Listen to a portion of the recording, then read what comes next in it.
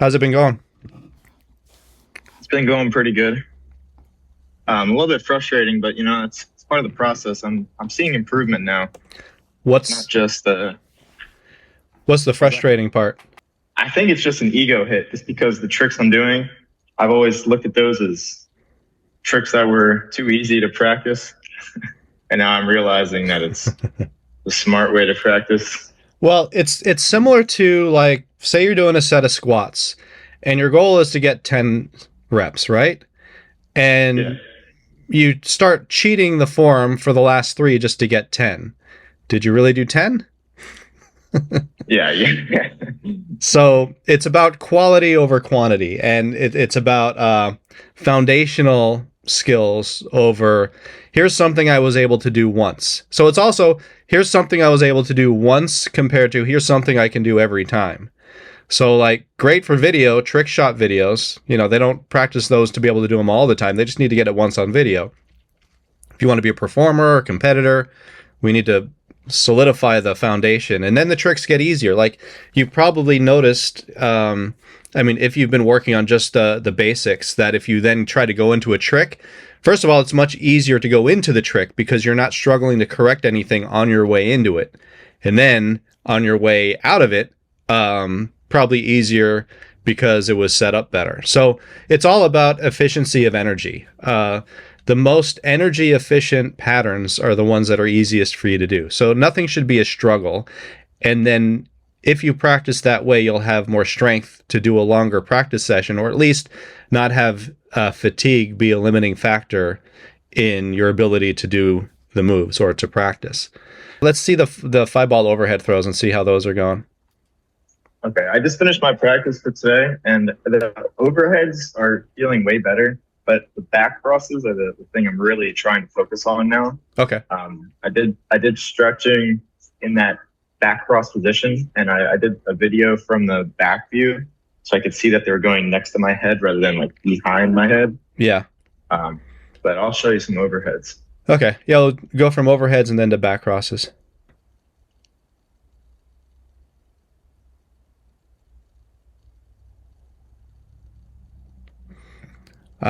Still an issue of the left hand throwing a little bit too wide, and right now it looks a little one at a time. It doesn't look like a flowing pattern. Like, I think your arms stop moving in between each throw, so it looks like you're just popping each one up. So try to focus on fluidity more. Arms are in constant motion. They're up, they're down, they're up again, but there's no pausing. Okay, and one thing I was looking at, I was watching it from the side. I'm trying to keep my elbows more out, or rather keep my hands next to my ears, rather than in front of my face. But I think that's making it harder to throw. Yeah. In that Yeah, you don't want to be that far. plane. You don't want to be that far back. I think of it as lining it up with the chin more. The ears is too far behind you. If you line it up with your chin, that's pretty much the most comfortable position, I think, to do this in, and the most natural. But think of it more of a fluid pushing and catching. And you don't have to go down lower than, you don't want to go too far down. Some people have this kind of angle when they're doing it, and that's not good either. You only want to go as far down as you need to get enough runway distance for the follow through of the throw. So you don't have to go down that far, just down to the chin, and from the side, yeah, think of it as lined up with your chin right here, but not the ears. That'd be too far back.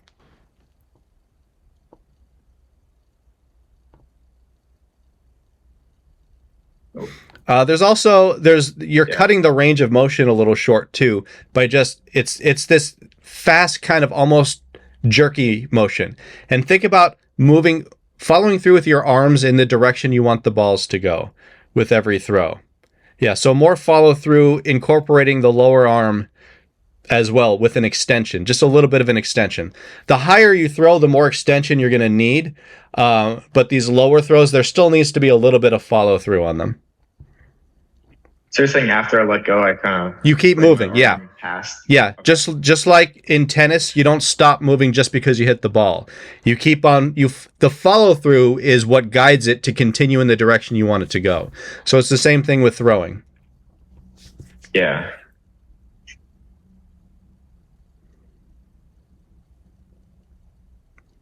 That started off better. Yeah. Yeah. Try it a few more times. It's going to take a little while to get comfortable with it.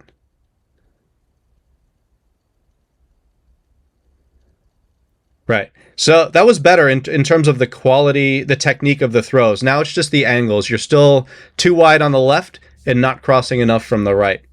Yeah. So if you think of these, look at what your 5-ball pattern is doing there. It's the same thing, only in the overheads.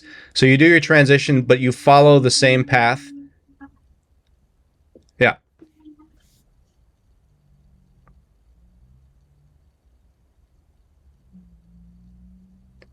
Yeah. Yeah. So your right, it starts off good. Then your right stops crossing as much, and then your left starts over crossing. Yeah, much better. Yeah, you started throwing a little bit too low on the right, and then your left, for some reason, to compensate, started throwing too wide. So you just want to make sure you maintain the same height. So the height is another thing to maintain. Keep pushing to reach the same height with each throw, but also follow the same angle.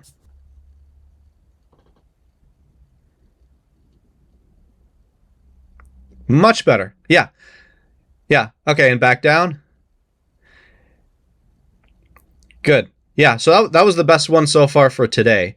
So just so you know what your issues are that are going to cause this to fall apart, is the right will start throwing too low, and then after that, the left starts throwing too wide. And the left messes up because the right starts making it more difficult for the left to think about what it's doing. Now let me see it from the side. The height, then we're good. Yeah, this is where it gets ugly.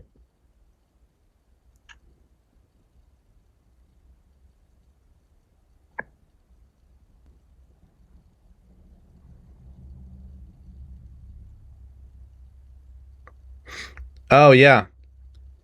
Yeah, you're doing so here's what you're doing. You're doing this. You're not just going up and down like this, but you're going, there's a lot of this going on. So from the side, from the front, from the side you're just going up like this. So let me see it again, because I need to figure out why your arm is doing that. If it's because the throws aren't far enough back. Yeah, you just have a when you go down, you're going forward. So I should be just Yeah, you should be going down. You should be just doing this. But right now, you're doing this. And it needs to just be this.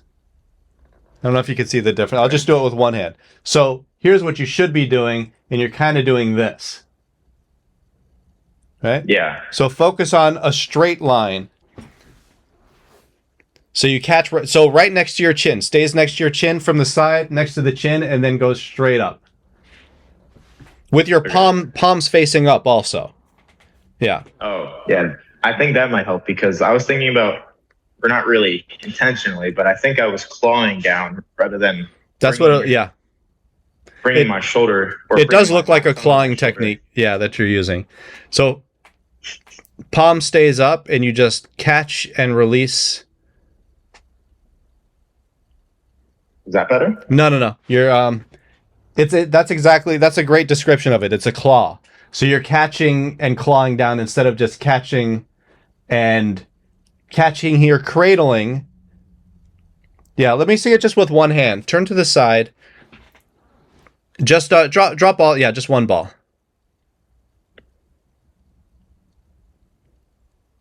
So when you catch, yeah. So when you catch, what you're doing is you're almost snagging downward when you're catching it. And what you should do is just cushion it until it comes down to your face, and then you go back up. So you're keeping the palm up. You never turn it over. Yeah, because you're facing it forward now when you catch, and it should be up. So catch down, right. Yeah. Let me see that from the side. Well, that's weird.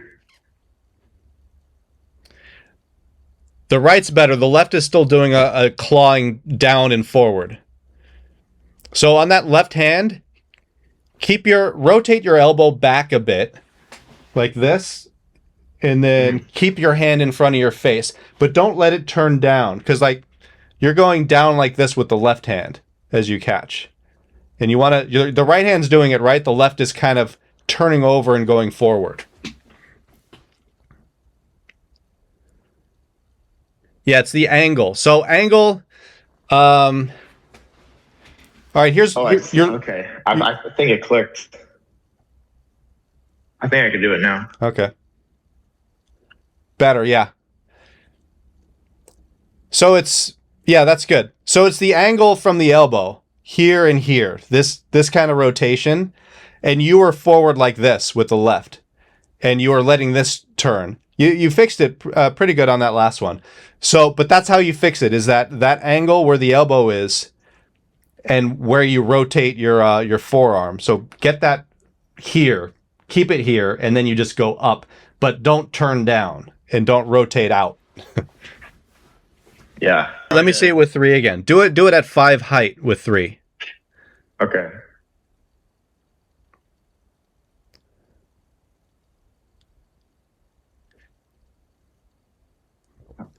Better, yeah. But let's see what happens with 5. Anything here?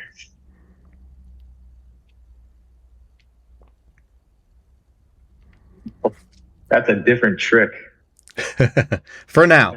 It'll make the same trick easier once you get this part fixed.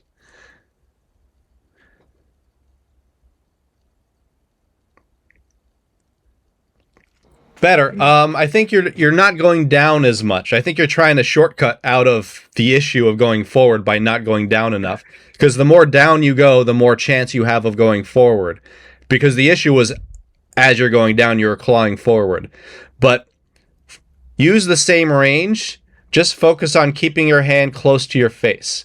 I think it's going to be really hard for you to claw forward and rotate the elbow and the forearm forward while also keeping your hand close to your face. So I think if you focus on, keeping hands close to the face from the side and the front, I think that's your best chance of solving this issue. But let me see it again. So turn to the side, and that left hand especially, keep that hand close to the face. Yeah, because that brings the elbow back, and that puts everything in the right position.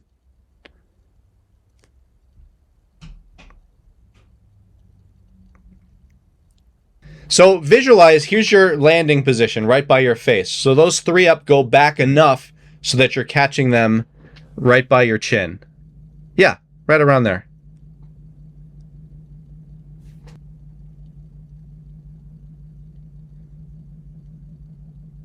Little more reposition on the left. The left is what has the most issue with the right seems to be okay. So the fact that your right can do it should give you hope that the left will eventually catch up to it. But focus more on the left. Huh? Was the last one any better? Because it felt better. Yeah, it's getting there. You just need to get even further back with the left. The right was good. It's just, and since you're starting with the left, put all your focus on pulling that back so that your hand is right here next to your face.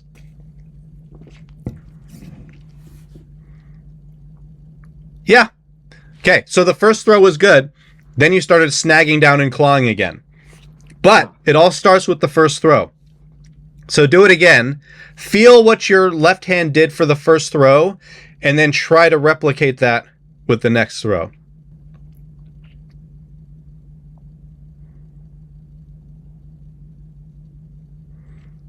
Oh. Let's do it again. Your transitional throws need to go a little higher and further back. Closer to you. There we go. Good. Yeah. So you had a good start there now. The second left-hand throw then started clawing down. Don't let your body move. Just look up, point your chest at where the balls are, and then follow through with the hands. But you'll learn much quicker if you don't let your body move. Nope.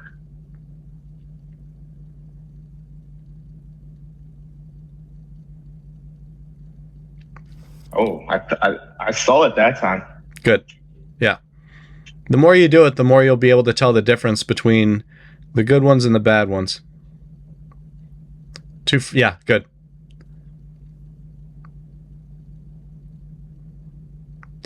You need to reposition more on the left. So you got those three transitional throws up there, good. The elbow's going in the right place. It's still that rotation. You still have to just pull the hand closer to your face.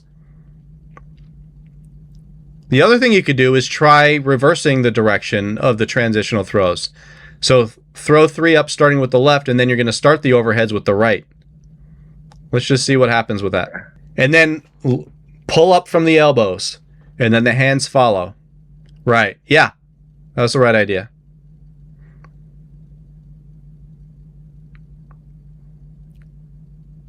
Good. Yeah, the right doesn't have nearly as much trouble as the left.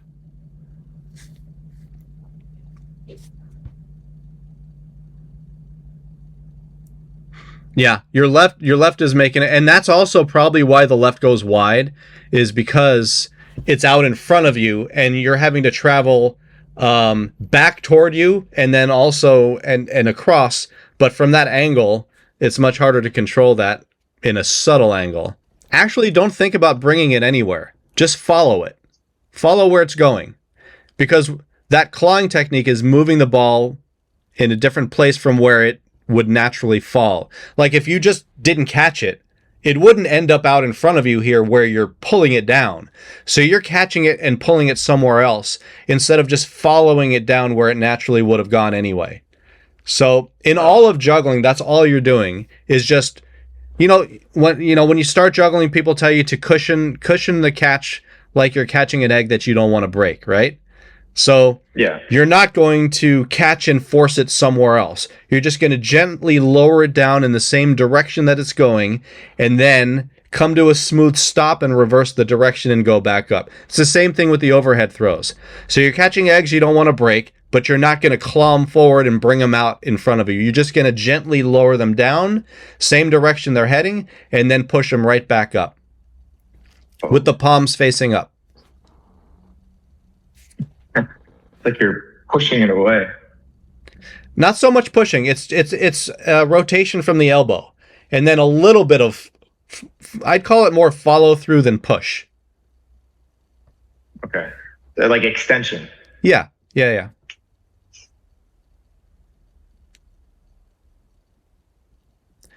Much better start. Yeah. You started clawing after the second one, but first transition was good. More transition. It's getting better. More backward angle on the transitional throws. Get those transitional throws to end up right on top of you. So visualize where the overhead throws are going to be. That's where you're throwing those 3. Yeah, those 3. And I'd get them just a little bit higher. Your brain needs time to think about this extra step now of fixing the hand and the elbow. So a little bit higher will give you time to think about that. Yeah. Okay, let's do higher. But also, it's more of those. All right, stop. It's more about the transitional throws that I want to see higher, because you need more time to reposition. So you can have higher transitional throws, and then the pattern can be lower. Yeah. And that just so that just for now anyway, it won't eventually end up that way. But for right now, that gives you more time to think about where to reposition your elbows and your hands, and then to continue from there. Yeah, that's about right. Just give it a Really? backward angle. Yeah. Good. No. So look at the angle of the balls that are as they're coming down. Try to just follow that angle with your hand.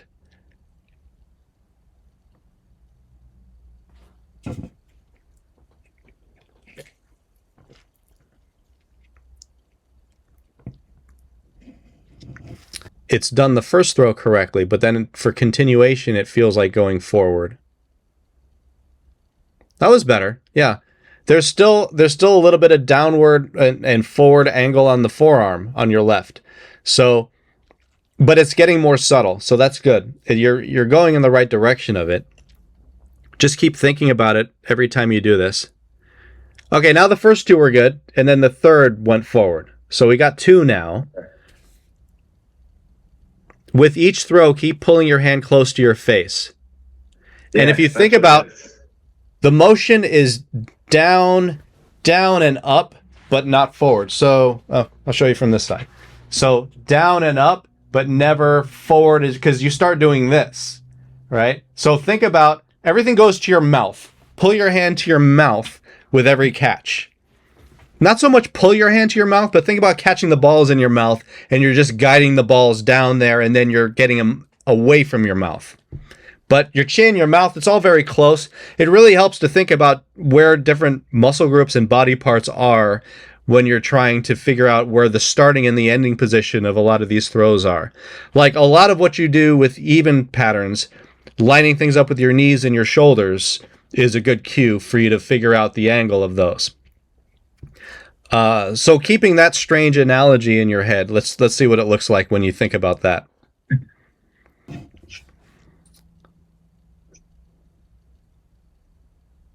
That was much better. So maybe what we should do is just do 5 throws, and then stop. Okay. Don't even go back into the basic pattern. Just do 5 throws. Well, no, let's go. It's awkward to collect in overhead. So let's go back into the basic pattern, but just for 5 throws. So transition, 5 overheads, 5 basic, and stop. And remember, follow the path. Look at your basic pattern. Look at your transitional throws. Overhead throws follow that same path.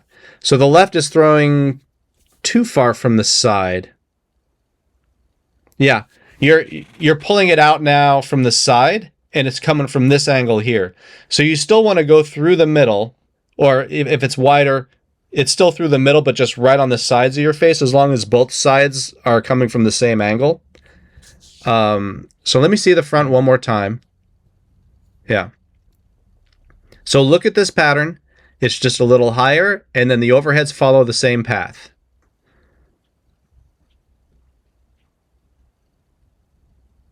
Better, yeah. Right hand throws could cross a little bit more on your setup.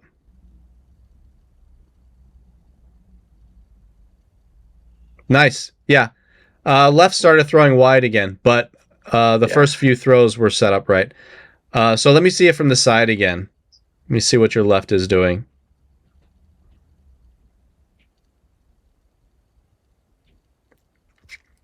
Yeah, the first one is good. Second one gets worse, and they get worse from there. So just 5 throws.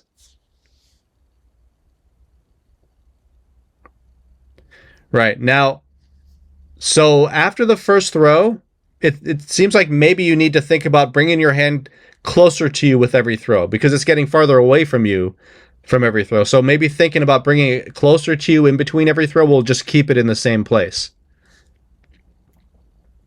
Just on the left. Yeah, that was much better. There's it started to get more clawy toward the end of all that, but that was more than 5 throws, I think. And since it's the last one, I think you're cutting the downward movement a little short also. There's too much force and control in your catch, and it just needs to be a gentle cradling. Think of it as like you're barely catching them. You're just slowing them down. Your forearm in your hand lays on top of your bicep, and the hand is on top of the shoulder. The forearm is on top of the bicep. Let me see you just run 3. And at the 5 height. So do it at the height of 5 balls. Yeah. All right. You are able to control it for the most part with 3. So your arms are able to do it. The angle that you throw it at is another issue, but it's first the technique of the throw, then it's the placement. So it seems like the speed is a little too fast for you to keep up with. So I would actually go to, let's try this. 3 transitional throws, 3 transitional throws. So you go into it and out of it. 3 in, 3 out, back into 5. Okay.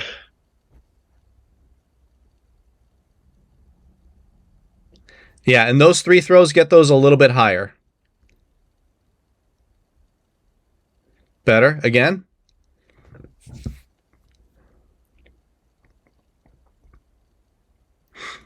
You need to bring your left hand a little bit closer to your face before you throw that first one.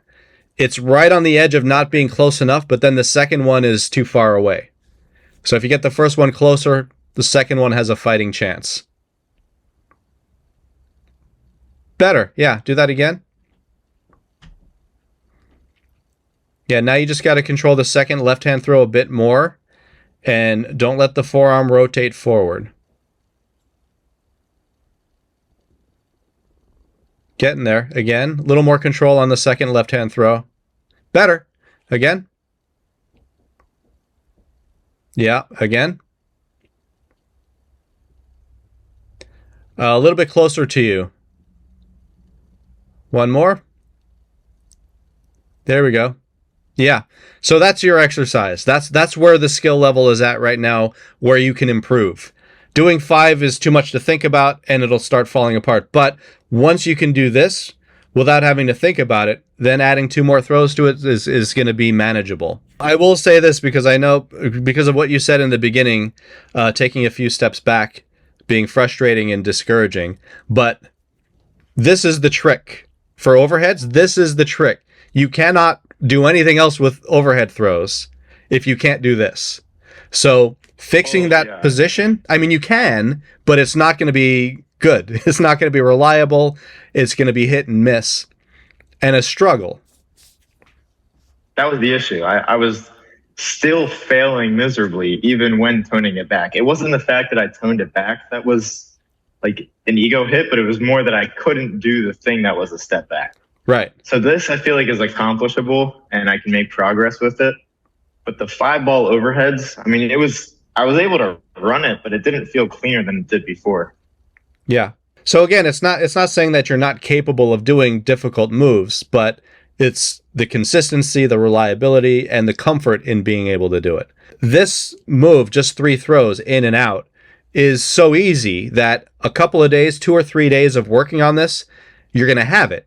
So it's like the difference between working on a difficult move that it might take you years to get it because you never learned this part, versus you learn this part, and then the more difficult move you can learn in a couple of weeks.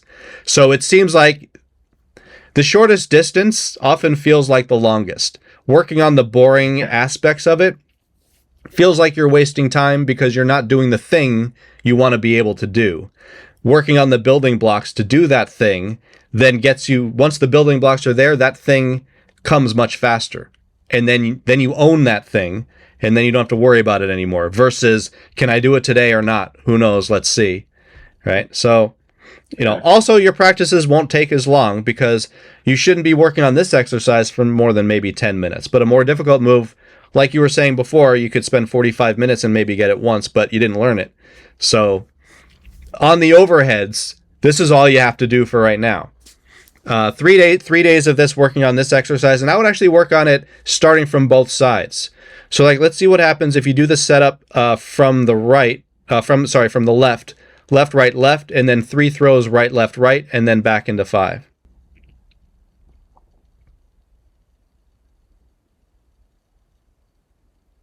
Right. Do that again. Get that left hand further back, closer to your face, closer to your chin, closer to your mouth.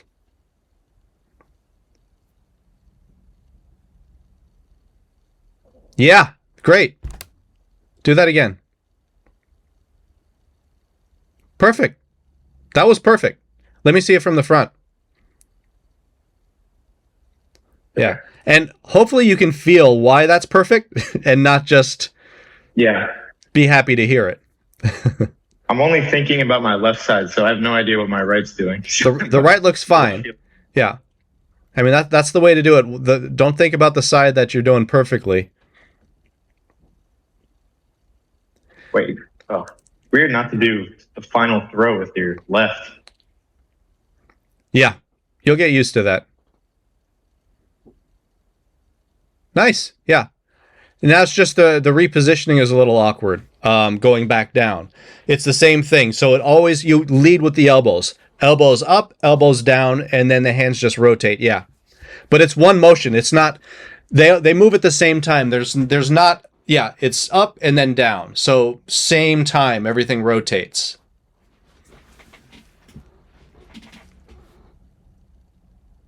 Oh, and the way up too. Yeah. That kind of makes it easier to think about. Yeah. Okay. Elbows up, hands rotate. Nice. Yeah. And you can There you go. Good. Make sure that last throw is just as high as all the other ones, though. Oh, yeah. Of the three overheads, the third overhead, same height. Yeah, see how that was a little lower? Right, and get the right hand to cross a little more. It's easier to go lower. Higher requires a little more accuracy, but you need the time to think.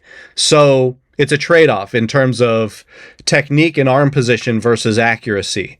So working on it this way, it'll all come together, but especially when you're transitioning out of overhead throws, you need the time. I would do 3 transitional throws, I think. If I'm running 5 in overheads, I would throw 3 a little higher to give me time to transition, because you don't want to just pull them down out of a pattern that's continuous. You want to give yourself a little more time if you're doing something, whether it's a 360 or changing arm positions, to split up the pattern, 3 and then 2. So 3 a little higher, reposition the arms, then back into 5 a little lower because you're doing the basic pattern. You can force it. I'm just saying this is going to make it, it's going to make it cleaner.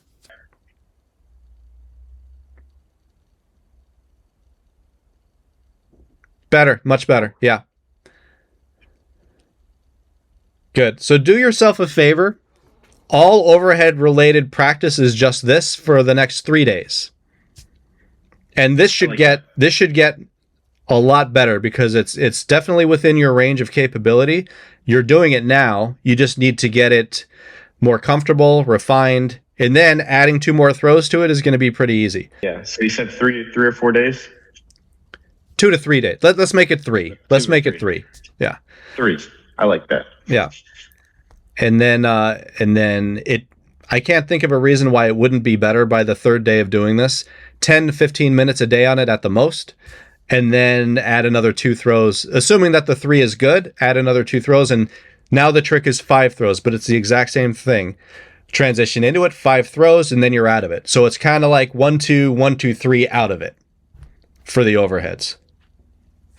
So yeah, because it's the 3 transitional throws back to the pattern. Yeah. So, I mean, what's good about that is you're practicing the beginning and the end. So any run that lasts longer, you still need to be able to get into it and out of it. So spending more time on the beginning and the end is way more beneficial than spending time just endurance running it and then not spending nearly as much time getting out of it, because you always have to get out of it. So that's almost more important, is the start and the end than the middle.